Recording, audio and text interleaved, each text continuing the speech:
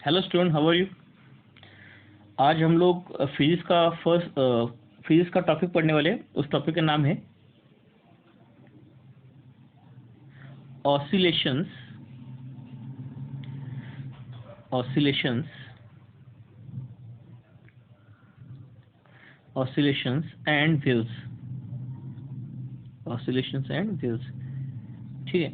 अब बच्चों, असल में वेव क्या होता है? It is a transfer it is a transfer of energy through given medium. It is a transfer of energy through given medium. तो दी हुए मीडियम में से अगर एनर्जी ट्रांसफर होगी तो उसको बोलेंगे हम लोग वेव। अरे बस थोड़ा सा इसके बारे में आज अब हम लोग डिटेल में पढ़ेंगे। देखिए क्या है वो। चलिए, मान के चलो कि यहाँ पे मैंने लिक्विड वाटर ले लिया। लिक्विड वाटर, ठीक है, ऐसे लिक्विड वाटर ले लिया। ओके, और उसमें हमने एक रखा डक, है ना, डक रखा जो खिलौने में होता है ना, डक, वो वाला। ओके, तो तो हमने ऐसे यहाँ पे एक डक रखा।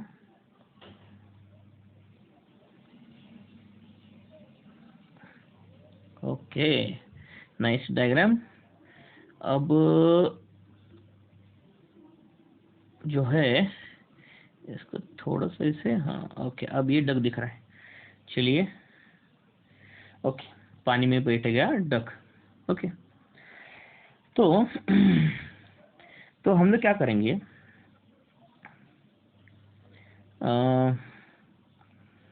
समझ लो लेफ्ट हैंड साइड में पानी में कुछ तो हम लोग पत्थर वगैरह डालेंगे ऐसे, है ना। पत्थर हमने थ्रो कर दिया पानी में इस पॉइंट पर। इसको बोलेंगे point number 1। Okay, point number 1 बोलेंगे। ओके, पत्थर हमने थ्रो कर दिया पानी में। तो यानी इस पॉइंट नंबर वन पर यहाँ पे हमने क्या क्रिएट कर दिया, डिस्टर्बेंस। वाटर में हमने क्या क्रिएट कर दिया, डिस्टर्बेंस क्रिएट कर दिया। या उस पॉइंट नंबर 1 को हमने एनर्जी दे दिया। अब पॉइंट नंबर 1 का जो एनर्जी है, ये अब लेफ्ट राइट ट्रैवल करेगा। एनर्जी लेफ्ट राइट ट्रैवल करेगा। तो आपने घर में भी देखा होगा, खिलौने का जो डक होता है पानी में रखोगे, तो अगर पानी में इस पॉइंट नंबर 1 पर अगर आपने डिस्टर्बेंस क्रिएट कर दिया, तो यहाँ से पानी में वेव क्रिएट होंगी। लेफ्ट राइट पानी में आपको एक वेव जाती दिखेंगी। लेकिन ये जो आप डक देखोगे ना, डक ये उस वेव के साथ नहीं जाएगा। ये डक जो होता है ना, वो अप एंड डाउन मूव करते रहता है। कैसे मूव करेगा, अप एंड डाउन। लेकिन वेव किस डायरेक्शन में मूव कर रही है, लेफ्ट राइट मूव कर रही है ना। लेकिन जो डक होगा वो up and down he move करेगा, वो वेव के साथ आगे नहीं बढ़ेगा। इसका मतलब क्या रहा बच्चों, कि जो पानी के मॉलिक्यूल जो होते हैं ना, अगर मान के चलो यहाँ पे डक के ऐसे नीचे एक पानी का मॉलिक्यूल है ना, तो लिक्विड के मॉलिक्यूल जो होते हैं ना, जैसे देखो आपने यहाँ पे पानी में एनर्जी प्रोवाइड कर दिया, उस एनर्जी प्रोवाइड करने की वजह से लिक्विड के मॉलिक्यूल खुद के मेन पोजीशन के around two and fro motion दिखाएंगे। ऊपर नीचे होंगे ना। यहाँ पे समझ लो, यहाँ पे जो लिक्विड का मॉलिक्यूल है जिस पर डक बैठा है, वो अब जहाँ पे लिक्विड का मॉलिक्यूल, उसको उस लिक्विड के मॉलिक्यूल को बोलेंगे मीन पोजीशन या इक्विलिब्रियम पोजीशन। ठीक है, मीन पोजीशन या इक्विलिब्रियम पोजीशन। तो ये जो पानी का मॉलिक्यूल है, खुद के मीन पोजीशन या इक्विलिब्रियम पोजीशन के about up and down motion दिखाएगा, लेकिन वेव के साथ आगे नहीं बढ़ेगा। जो आपको आगे बढ़ते जैसे दिख रहा है ना, वो एनर्जी होती है असल में। तो ध्यान रखना, जब भी मीडियम से वेव पास होती है ना, तब जो मीडियम के जो पार्टिकल्स होते हैं, यानी यहाँ पे मीडियम कौन सा, लिक्विड के जो पार्टिकल्स या एटम्स होंगे, वो वेव के साथ मूव नहीं करेंगे आगे। रैदर वो पार्टिकल सिर्फ खुद के मीन पोजीशन के अराउंड क्या करेंगे, वाइब्रेट करेंगे। पार्टिकल खुद के मीन पोजीशन के अराउंड वाइब्रेट करेंगे या टू एंड फ्रो मोशन दिखाएंगे, लेकिन वो पार्टिकल अपनी जगह नहीं छोड़ेंगे। तो ध्यान रखना, जब भी मीडियम से वेव प्रोपोगेट करती है, इसका मतलब उस मीडियम में एनर्जी ट्रांसफर हो रहा है one point two another point, लेकिन उस मीडियम के जो पार्टिकल्स होते हैं वो अपनी जगह नहीं छोड़ते, वो अपने मेन पोजीशन के अराउंड ही टू एंड फ्रो मोशन दिखा देते हैं, वो उस वेव के साथ पार्टिकल आगे नहीं बढ़ेंगे। ये ध्यान रखना आप। Very good, this much of information is sufficient to you regarding the wave. Okay, चलिए आगे बढ़ते हैं। अब वेव के दो टाइप होते हैं, एक होता है ट्रांसफर वेव और दूसरा होता है लॉन्जिट्यूडनल वेव। देखिए, वेव के दो टाइप होते हैं। फर्स्ट टाइप मैं यहाँ पे लिख रहा हूँ ट्रांसवर्स वेव, और दूसरा होता है लॉन्जिट्यूडनल वेव। लॉन्जिट्यूडनल वेव, हम इन दोनों भी वेव के बारे में हम लोग थोड़ा सा भी डिटेल में पढ़ लेंगे। Okay, these are the two types of wave. इसको बोलते हैं मैकेनिकल वेव। अब इलेक्ट्रोमैग्नेटिक वेव होता है, right now that electromagnetic wave we are not studying, right now we are only studying mechanical waves. Mechanical waves and transverse waves and longitudinal waves. ठीक है, अब हम लोग क्या करेंगे, अब फर्स्ट पॉइंट ले लेंगे ट्रांसवर्स वेव।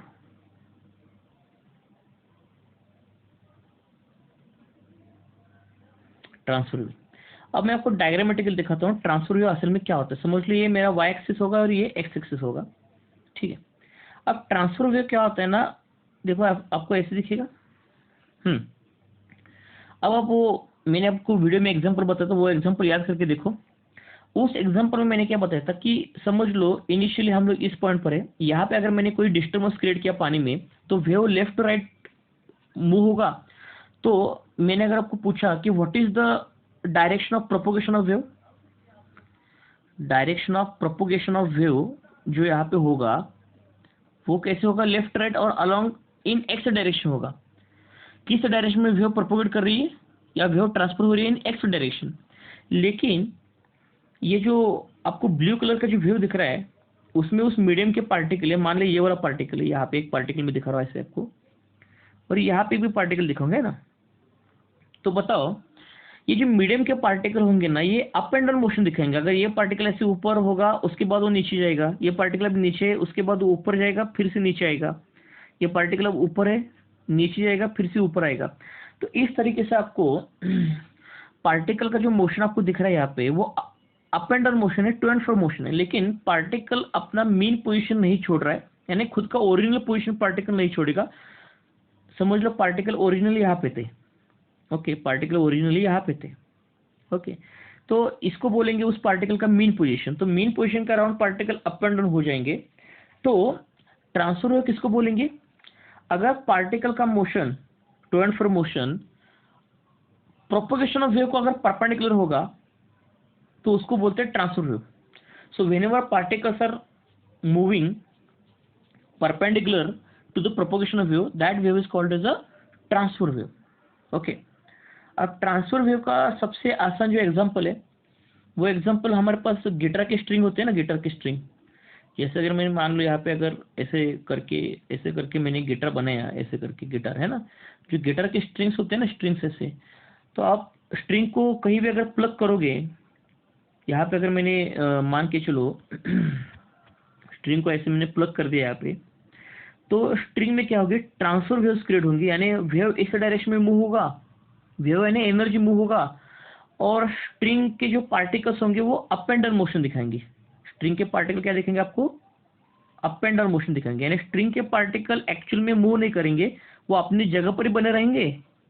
स्ट्रिंग के पार्टिकल अपनी जगह पर ही बने रहेंगे और अपनी जगह पर बने रह के वो अप एंड डाउन मोशन दिखाएंगे, लेकिन वेव यानी एनर्जी जो होगा वो लेफ्ट राइट मूव होते जाएगा। Are you getting my point? तो ये एग्जांपल होगा ट्रांसफर वेव का। Now we will come to the example of longitudinal waves.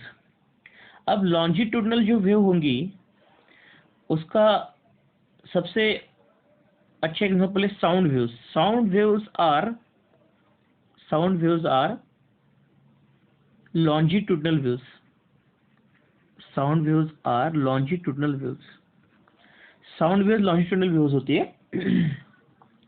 अब वो कैसे मैं आपको एक्सप्लेन करके बता देता हूँ साउंड वेव लॉन्जिट्यूडनल वेव कैसे होती है।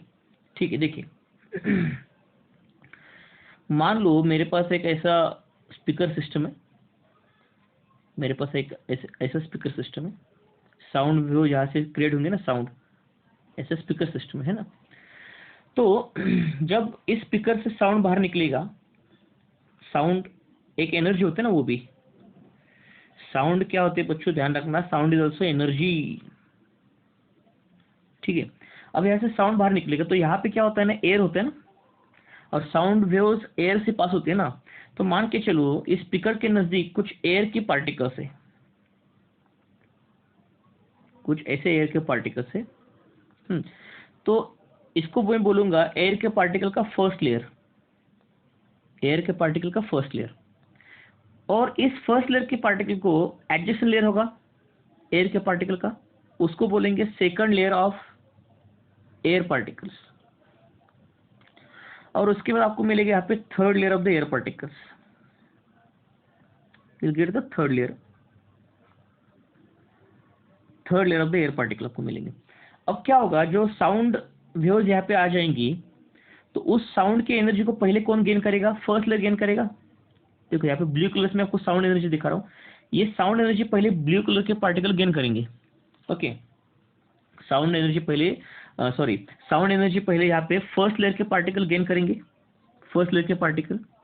उसके बाद ये फर्स्ट लेयर के पार्टिकल का फिर एनर्जी बढ़ जाएगा, और फर्स्ट लेयर का पार्टिकल का अगर एनर्जी बढ़ गया तो फर्स्ट लेयर के पार्टिकल खुद का मीन पोजीशन छोड़ेंगे और राइट में जाना शुरू कर देंगे सेकंड लेयर की तरफ। अब ये फर्स्ट लेयर के पार्टिकल क्या करेंगे, सेकंड लेयर को एनर्जी ट्रांसफर कर देंगे, है ना। तो एक बार ये फर्स्ट लेयर के पार्टिकल ने सेकंड लेयर के पार्टिकल को एनर्जी ट्रांसफर कर दिया तो ये फर्स्ट लेयर के पार्टिकल की एनर्जी कम हो गया, फिर वो फर्स्ट लेयर के पार्टिकल फिर से वापस पीछे आएंगे। अब वाइब्रेट कौन करेगा, सेकंड लेयर के पार्टिकल, फिर वो सेकंड लेयर के पार्टिकल थर्ड लेयर की तरफ जाना शुरू कर देगा, और सेकंड लेयर के पार्टिकल थर्ड लेयर को एनर्जी दे देंगे, फिर थर्ड लेयर के पार्टिकल एक्साइट हो जाएंगे, वाइब्रेट हो जाएंगे, वो आगे बढ़ेंगे। और अब सेकंड लेयर के पार्टिकल ने थर्ड लेयर के पार्टिकल को एनर्जी दे दिया, इसका मतलब सेकंड लेयर के पार्टिकल का एनर्जी कम हो गया तो फिर से वापस पीछे आ जाएंगे। ये अगर मैं थोड़ा सा डायग्रामेटिक आपको दिखाऊं, यहाँ पे देखो क्या होगा असल में, कि मान के चलो मेरे पास यहाँ पे ऐसे फर्स्ट लेयर के पार्टिकल्स थे, फर्स्ट लेयर के पार्टिकल्स, और ये सेकंड लेयर के पार्टिकल थे। ओके, सेकंड लेयर के पार्टिकल, और यहाँ पे मान के चलो मेरे पास थर्ड लेयर के particle, air particle third layer के। ओके, अब क्या होगा कि फर्स्ट लेयर के पार्टिकल एनर्जी गेन करेंगे ऐसे उस स्पीकर बॉक्स से, फिर उसके बाद फर्स्ट लेयर के पार्टिकल एनर्जी दे देंगे सेकंड लेयर के पार्टिकल को। तो ये डायग्रामेटिकली मैं आपको यहाँ पे दिखाऊंगा कैसे होगा ये वाला।